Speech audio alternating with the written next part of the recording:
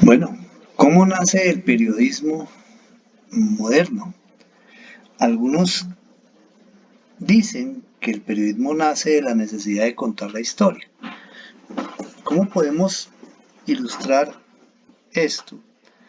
Vamos a retomar aquí una historia muy conocida que se llama la historia de los 300. 300 es una novela gráfica de el norteamericano Frank Miller, y lo que hace 300 es contar la guerra que hay entre los persas y los espartanos, que después fue llevada al cine justamente por el mismo Frank Miller. Y en ella uno ve, hay una parte que uno obvia y que tiene que ver con un personaje que se llama Dilius. Dilius incluso eh, ha sufrido en un ojo, entonces se encuentra, solamente puede ver por un ojo, y hay un momento en el que eh, el comandante de los espartanos, Leónidas, le dice a Dilios, antes de que empiece la última batalla, le dice, usted no va a entrar en batalla. Y Dilios, extrañado, le pregunta por qué, y él le dice, no, porque es que usted se va a devolver allá a Grecia, a Esparta, y, y usted va a contar nuestra historia. Es decir, para Leónidas es más importante que alguien cuente la historia a que Dilios entre en combate. Eh, También algunos atribuyen, también en Grecia, a que la Ilíada y la Odisea de Homero nacen de la necesidad de preservar esas historias que se narraban oralmente. Digamos que si uno recuerda esa historia de la literatura, pues Homero era ciego, él no sabía leer y escribir, pero él narraba oralmente esas historias. Entonces alguien, es decir, a alguien se le ocurre, no, es que esas historias hay que preservarlas, y la mejor manera de preservarlas es escribiéndolas. Y alguien dice, pues la escritura en Grecia nació de esa necesidad. Pero ¿cuál es el problema? ¿Cómo separar la ficción de la realidad? Es decir, ustedes saben que hay muchos elementos de ficción en estas narraciones de Homero, por lo que digamos que se diferencian del periodismo, porque el periodismo va a buscar la verdad. Muchos, pero muchos siglos después, alguien le atribuye a los británicos Samuel Pepys y Daniel Defoe los primeros ensayos de mezclar literatura y crónica. Eh, ¿Cómo se logra esto? Pues a través de los diarios. Samuel Pepys escribe unos diarios que duran aproximadamente 10 años, son una gran cantidad de volúmenes. Estos diarios los escribe entre 1660 y 1669. En ellos, Pepys alcanza a narrar un evento que es muy parecido a la pandemia que se ha vivido en el mundo y que tiene que ver con unos años allá en Inglaterra, en Londres más específicamente, que sufrió la peste bubónica, y esos mismos eventos son tomados por Daniel Defoe, el escritor de la novela del náufrago Robinson Crusoe, en una especie de crónica que se llama El diario del año de la peste.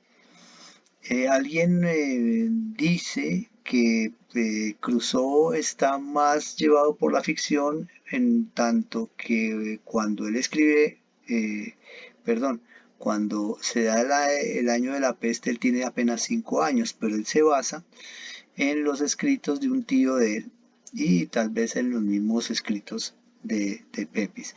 Entonces, los diarios son muy importantes. ¿Por qué? Porque llevan a cabo una crónica que tiene una ocurrencia constante. Un diario muy famoso es el diario personal de una niña llamada Ana Frank.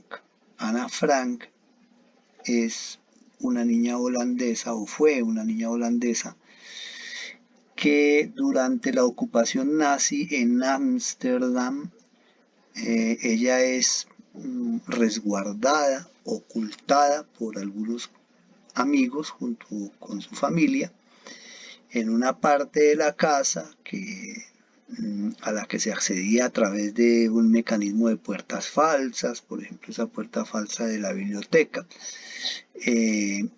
Entonces ella escribe ese diario que nos relata y nos testimonia hoy en día ese capítulo terrible de la guerra. Ella le agrega fotos, ella hace comentarios personales. Es muy interesante porque pues la niña no sobrevive, pero sí sobrevive su diario. Entonces un diario personal es un elemento que puede ser usado, por ejemplo, por un científico, por un navegante, por un aviador, para llevar los registros cotidianos de sus experiencias. Un ejemplo de ello también lo vemos en los famosos diarios, o el diario mejor, de a bordo de Cristóbal Colón. Cristóbal Colón, cuando emprende su viaje hacia América, lleva un diario a manera de bitácora, porque él necesita registrar las experiencias del viaje. El diario es muy importante, pero él se basa en un libro que ya había leído, que es el libro de los viajes de Marco Polo. ¿Quién fue Marco Polo? Ustedes recordarán que Marco Polo fue un un viajero veneciano que parte de Constantinopla, donde su tío y su papá tienen un negocio, lo que hoy sería tal vez Estambul, y ahí es donde termina justamente la ruta de la seda y ellos se dirigen a China en un viaje que dura más o menos unos 14 o 15 años. El primer viaje, él hace 2. En el segundo, digamos, en el primer viaje cuando él vuelve, la mamá no lo reconoce incluso.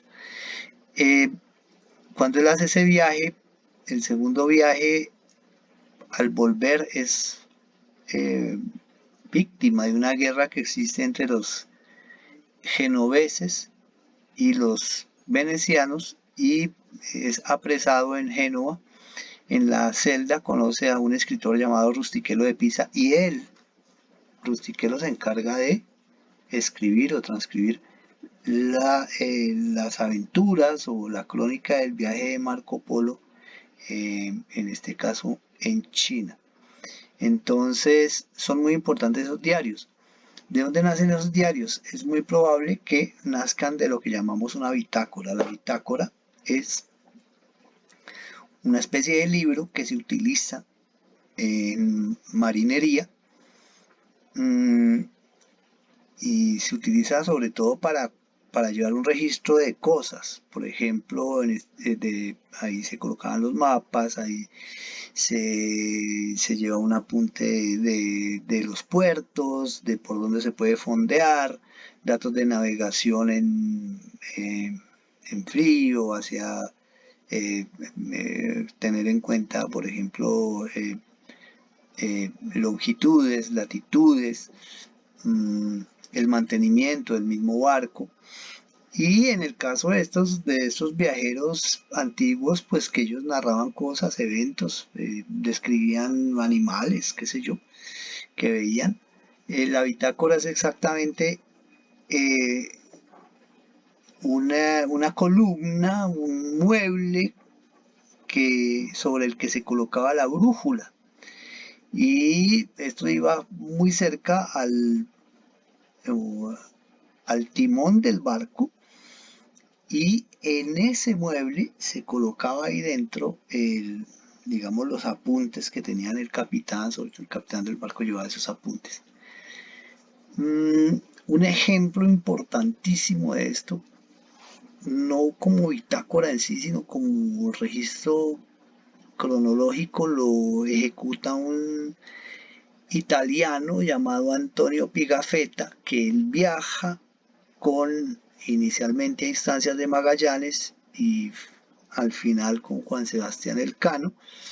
En su primer viaje en torno al globo, él describe todo el viaje que empieza con 5 barcos y 249 hombres y que termina en España con un solo barco, que es la nave Victoria, y 18 hombres entre los cuales él se contaba.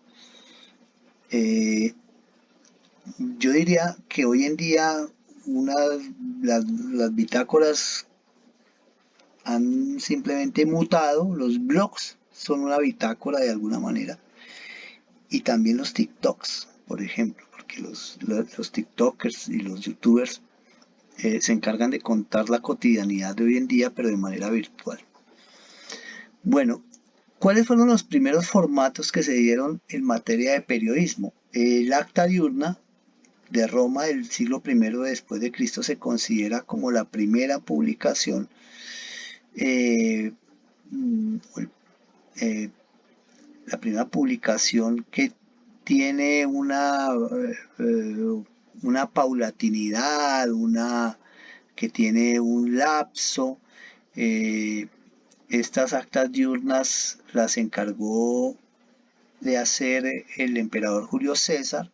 Se escribían en piedra, se colocaban en los sitios más importantes de la ciudad, se tallaban una gran cantidad de piedras, eh, pero lo que se escribía ahí no tenía que ver nada que ver con los detalles en sí de algunos aspectos del imperio, sino que se colocaban una especie de titulares, y esos titulares lo que hacían era que permitían que la gente se enterara de qué estaba pasando en el imperio. No quedan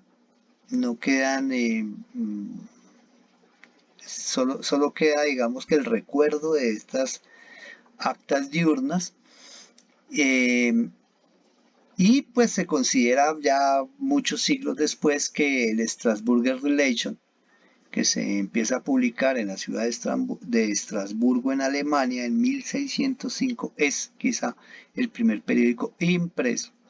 Cuando hablamos de periodicidad, volvemos otra vez, estamos hablando de algo que se repite cronológicamente en el tiempo. Otro importante antecedente de esto es el formato de la Gaceta. Este es un invento veneciano. La Gaceta se escribía primero a mano, tenía que ver con información que se daba en el puerto sobre barcos que llegaban, barcos que zarpaban, noticias de las guerras del Mediterráneo, precios de mercancías, qué sé yo. Y después ya fue un periódico impreso, se hacía semanalmente y se empezó a publicar más o menos hacia el año 1600. Toma el nombre, la Gaceta lo tomaba el nombre de las monedas de cobre, 2 monedas de cobre, que eran muy bajo el valor, que se cobraba por el impreso. Otro tipo de publicaciones son lo que llamamos nosotros los almanaques. Los almanaques daban informaciones del clima, pronósticos, eran muy populares entre las personas que, por ejemplo, se dedicaban a la agricultura, a la pesca, porque requerían ese tipo de información, los cambios de la luna, etcétera. Es muy famoso, muy popular el almanaque Bristol, que circula en diciembre y enero todos los años en todas las capitales, y tiene ahí uno ve la utilidad que le daba a estas personas que se dedicaban a los oficios de la agricultura y la pesca. Otro eran los mercurios. Mercurio, ustedes recordarán, es el mismo Hermes de la literatura griega. Hermes era el mensajero de los dioses, tenía unos pies con boticas aladas y él llevaba los mensajes entre los dioses de una parte para otra. Los mercurios fueron una adopción de la monarquía, que ellos contaban sus logros y sus proezas y su devenir a través de este tipo de publicaciones. Ya el diario, los diarios eran empresas editoriales ya perfectamente consolidadas, y los diarios, que eran ya periódicos que salían día a día, crean lo que llamamos la opinión pública. Es muy importante tener en cuenta que el primer diario que salió se llamó el Daily Courant en Inglaterra en 1702. Es editado por una pareja de esposos que editaban, antes de editar su Daily Courant, editaban una especie de panfletos en el que se publicaban los discursos o las últimas palabras de los condenados a muerte. Eso también generó una cosa que llamamos los cafés. Es decir, los cafés eran establecimientos públicos donde la gente se iba a tomar café, a fumar y a leer el periódico. Nicotina más cafeína más lectura dan lo que nosotros conocemos hoy opinión pública. ¿Por qué? Porque la gente se dedica a leer y a comentar las noticias.